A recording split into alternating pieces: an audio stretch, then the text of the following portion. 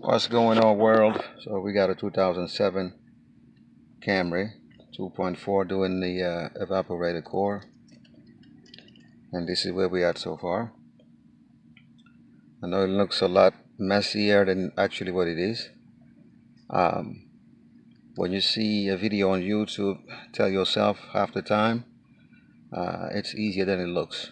You know, the camera doesn't pick it up like it really is, so it makes it a lot more challenging than it actually is. So I think it took me about an hour and a half to get to this point. There's a video, 3 episode of the reinstallation of the evaporator core done on YouTube. I think the guy's name is Mike Salazar or something like that. You might want to check out his channel. It really helped me a lot.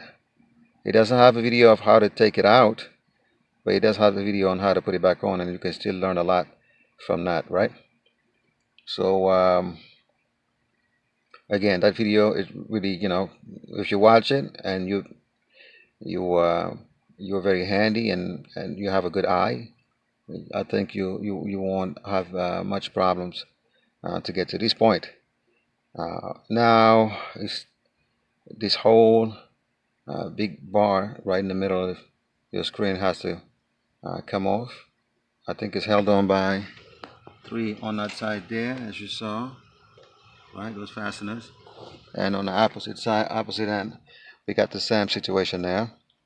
Once those are off, we'll have this is the evaporator core slash blower assembly in the back. This big piece of plastic with the vents on top.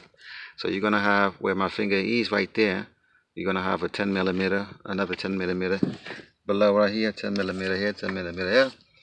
Then once you take them off, it'll kind of drop a little bit. So from just looking at it, these are just sliding in. See right there, this comes with this big piece of metal. So you got to, once you take it off from the anchor, and the peg right there is a peg right here. So once you take it off, what I've seen people do, they don't yank it off all the way because there's a whole bunch of stuff attached to it, but you're going to kind of pull it to one side. I think also you have to take off, you have to lower the steering wheel. No big deal. There's 2 bolts right here. 2 nuts, right, for the steering wheel. Once you remove it, it may not want to drop down. You got to kind of pull it towards yourself first, and then it'll drop down. That's how it works. And then there's one right here. I think it's a 12 millimeter hidden right here behind it. I think this one has to also come off just by looking at it overall. I think that's what it is. Once that comes off, these one and the other side come off. I think we'll get closer to our goal. I'm not sure what else needs to come off. Probably the air ducts on the side, because it looks like this big piece also goes down right here, all the way down, somewhere down there. And I see right there, I don't know if the camera is going to be able to pick that up, but there's a bolt hidden right there at the very bottom. So to get to that bolt, no doubt this whole this plastic right here has to come off for sure to get to that bolt right there at the bottom. And then once that's off, we're going to be able to pull, as I said before, this whole situation there. And of course, as you go, take your time and unplug whatever is not, easy to pull. If the wire is tight, you need to unplug it. And so just, so at this point, it's a game of patience. The first to get to this point, you can be on the roll. It's not that difficult, honestly. Like I said, for me, it took me about an hour and a half. Disconnected the battery and just from memory. When I watched the video a couple of nights ago, I watched all 3 of them, and I'm going from memory. So you can tell it's not that difficult to this point. But now that I'm here, I'm for sure I'm gonna definitely take my time and organize myself, just to be sure, because you don't know what you missed out on until you start the car and something doesn't work. You don't want to do that to yourself. So you want to really pace yourself and make sure everything is correct, especially at this level. When the cover is back on, if you miss something, you can see it. It's not going to be difficult. But right now, the way it is, all this connector, this is going to be instrument cluster. This is going to be some type of stuff to do with some of the panel, buttons on this side right here. What else? This is going to be the lower airbag and the OBD port. This is going to be on top right here. There's a cover on top of the dash for, I don't know what it's for, you know, whatever. But that's for that. This is for, you know, the clock, how to set it right here. This is for the radio and the HVAC unit. So it's pretty well, you know, organized. This one right here goes with another wire that's going to come from the dashboard. So this one right here goes in the glove box. This one goes in the airbag that goes right here. So like I said, pretty well organized at this point. So you know, it looks crazy, but don't be scared of it.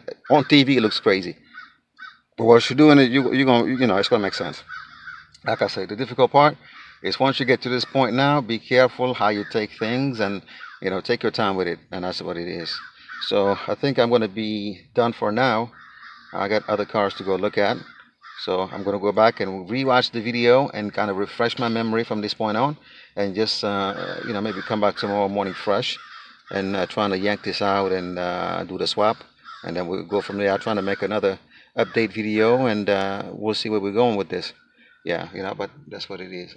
Honestly, so far to this point, like I said, hour and a half, no big deal at all. So I would say if I take another hour or hour and a half to take the evaporator out and swap it, maybe for about half an hour to do the swap, yeah, that's definitely, we're gonna say a 6 hour job total, 6 7 hour job.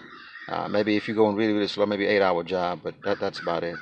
You know, definitely doable for the advanced DIYer. For the one that is not really used to doing things like, you know, elaborate work, of course I would say find, you can go on Craigslist, usually find mobile mechanics.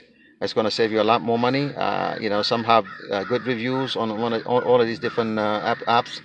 You can check out the reviews and, you know, see what you got to do.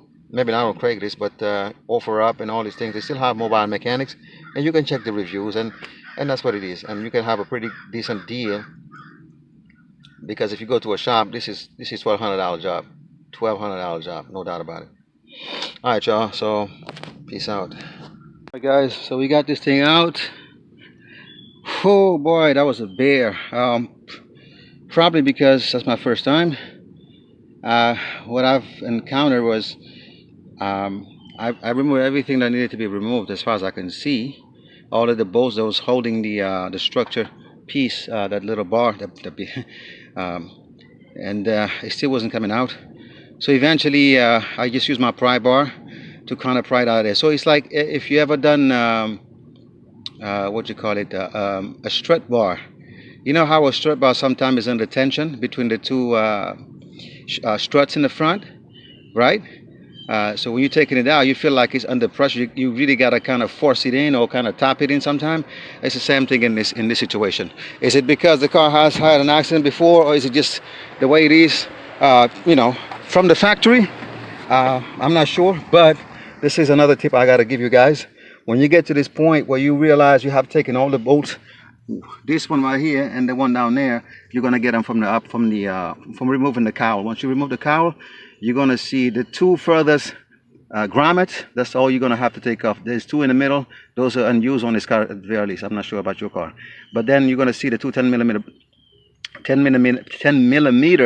bolts. I'm sorry, I'm so excited right now.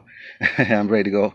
I say I was gonna go, but you know, I couldn't stop until I got to this point. So now that we're here, like I said, take off all of these connections on this side. It's really going to make life a lot easier for you. This piece also, you will see where it bolts into the on this side right here. You see, can I show it right there? You see those studs, one on either side. That's for this whole whatever that is. And you had a whole bunch of connection from this side. Everything is color coded, so you're not going to make a mistake. Don't be scared. Looking at this looks crazy, but everything is color coded again. Like I said, once you take out all this, take out the evaporator core and the heater core connections, like the hoses and that you know, the lines for the AC. Once you take it off and you take those two 10 millimeter out there in the engine bay, you're done with that part. It's actually also the to remove the cowl, you're gonna have to remove the strut bolts, two on either side. Anyway, once you get back inside and you remove what I told you earlier, the Torx 40 on the sides there, once those are removed, and the one that I showed you under the steering column right there, that one is removed, and then you should be pretty much done. That's all the bolts you're going to need to remove. You have to remove the bolts holding the fan, the blower motor, to the structure right here. You're going to see, and once you're trying to remove it and you see it's getting stuck, look around, you will see the 10 millimeter bolts. Once everything is removed, this piece has to be pried this way, coming towards you, you know. Once you pry it on from this side and pry from the other side, it's going to give. But at first, if you're just trying to yank on it, it's really going to be impossible because of all of the tension. So I'm pretty sure going back is not going to be easy either. But also these hooks, to clear these two hooks right here, because they actually going inside the evaporator core assembly. So this has to be lifted up. You're going to have to put the box in and let it drop, and it's going to sit right there, and the bolt hole's going to line up. And then you're going to have to push this whole assembly back into place and making sure all of the different bolts line up. So definitely you're going to have to use some type of prying action if you don't have a second person. The ideal situation is to have a second person. And if you do have a second person, I believe this job should go a lot faster. You know, of course, first time is always going to take longer because you got to look around and figure things out. But I would say overall it's not that bad. Did a little blunder here while taking it out. I bent this by here. I'm going to have to kind of fix it when I'm done. I'm not going to mess with it now. But once I'm done and putting everything back, this is holding basically that, what you call it, the panel that goes on top of the shifter here. So that's what it is. So it's not going to be a big deal to line up anyway and to line up the bolt holes and everything else. I'm not too worried about that. It's not very important. What's most important, this is going to be a nightmare to remove, by the way, these two air ducts.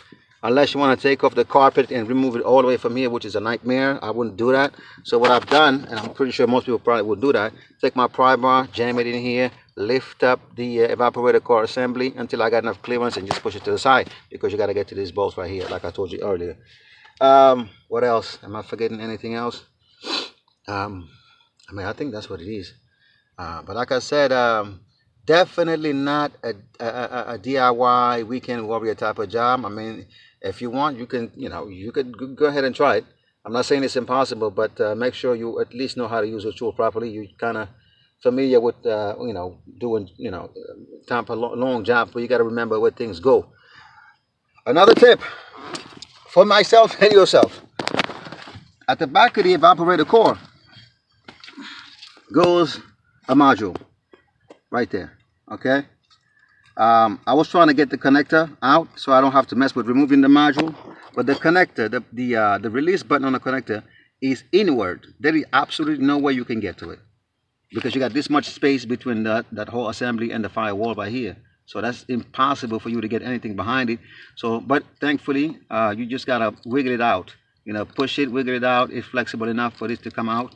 So but make sure, and remind me to make sure to put this thing back before I put this thing together. If not, oh my goodness. Yeah, you get what I'm saying. I'm gonna have to redo this whole job. So very important. What I want to do is kind of even like glue it right here, right? So I see it all the time. I don't forget it. And that's exactly what I'm about to do. I'm going to just take some tape and tape this thing here. Make sure I remind myself not to forget to put this back at the back of the evaporator. That's what it is. When I'm done, I'm going back into the house with the evaporator core and the new one. I'm going to do the swap in my house. Probably later on tonight or tomorrow. I'm done with this for now. I'm going to go help out some other people now. And that's what it was. I'll come back and update you as if I see anything else that's worthwhile. Thank you, guys. What's up, guys? So here we are. Got everything put back together. See that? That's the fan is blowing. I have to take it to the shop to do the AC. I could do it myself, but that's not what I was hired to do. Basically, just to swap the evaporator core. And yeah, everything is back together. Took me a little while. It's going to be a little bit of struggle to get the evaporator core back together, but like I said, there's a video on it. You can watch it and you can take inspiration from that video. The guy name is Mike Salazar. Mike is M-A-I-C. So yeah, But like I said, I would not advise this for any type of beginner or even intermediate. This is really advanced level, honestly. It's a lot of work, but it's definitely doable. If you have a second person to help, it'll definitely go a lot faster, right? Logically. But anyways, yeah. So just wanted to, uh, you know, give a feedback. The last one of them, just to make sure everything is good. I got to top off the coolant because I kind of lost some of it, the one that was in the heater core. So I'm just gonna top off probably a quart, and should be good. Just gonna go clean up because I have some of the parts inside the car. So do a little bit of cleanup, make it look nice, and should be all right. All right, guys.